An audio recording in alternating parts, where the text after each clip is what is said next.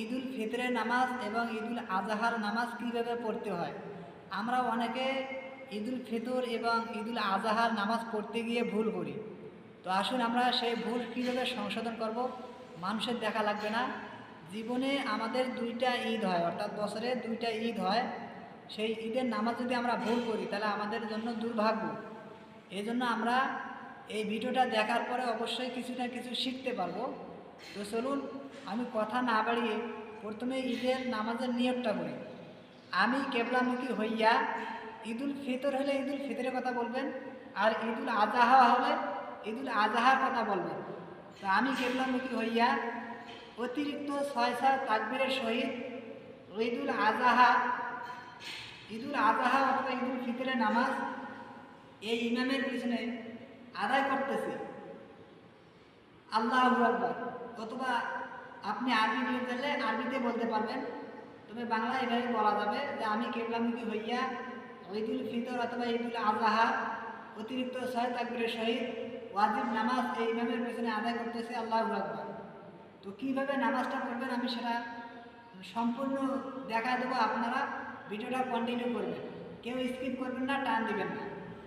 তো প্রথমে আমরা নিয়ত করলাম এইভাবে, যখন ইমাম সাহেব সামনে তাকবীর দেবেন তখন আমরা এইভাবে তাকবীর দেব, আল্লাহু আকবার।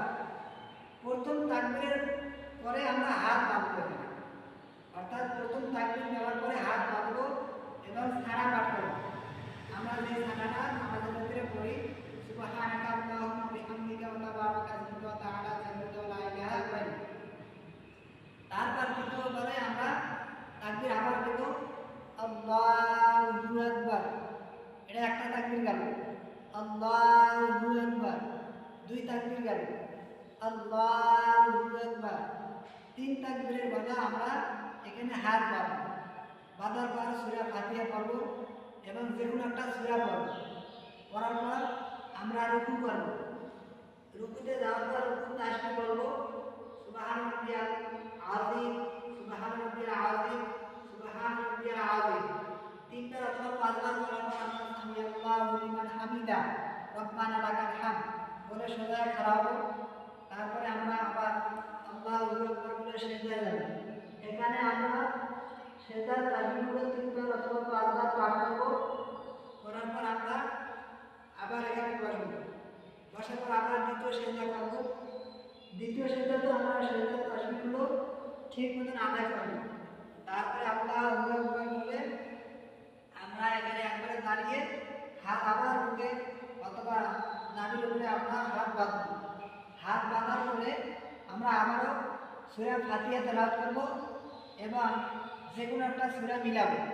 যখন আমাদের সূরাটা মিলানো শেষ হবে, রুকু যাওয়ার আগে আমরা অবশ্যই আবারও অতিরিক্ত 3টা তাকবীর দেব। হাত ছাড়া পরিমাণ যখন বলবো আল্লাহু আকবার, আমরাও হাত ছাড়িয়ে বলবো আল্লাহু আকবার, আল্লাহু আকবার, আল্লাহু আকবার।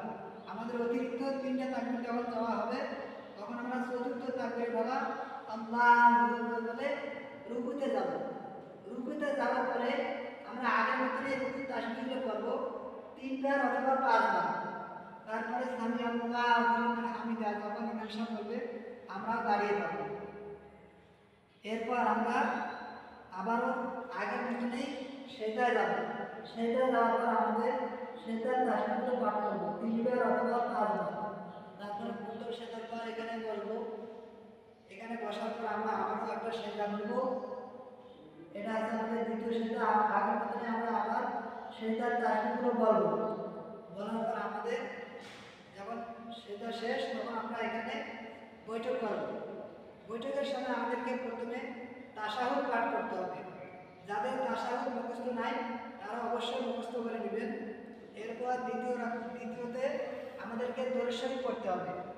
দরুদ শরীফ পড়া যখন আমাদের হয়ে যাবে তখন আমরা দোয়াই মাসুরা পড়ব। আর দোয়াই মাসুরা যখন আমাদের পড়া হবে তখন আমরা অবশ্যই সালাম ফিরাবো। প্রথমে ডান দিকে সালাম ফিরাবো এবং পরে বাম দিকে সালাম ফিরাবো।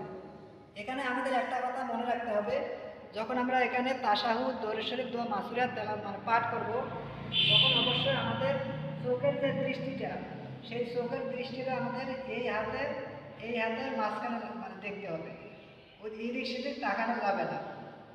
তো এইভাবে আমরা ঈদের নামাজগুলো পড়তে পারবো।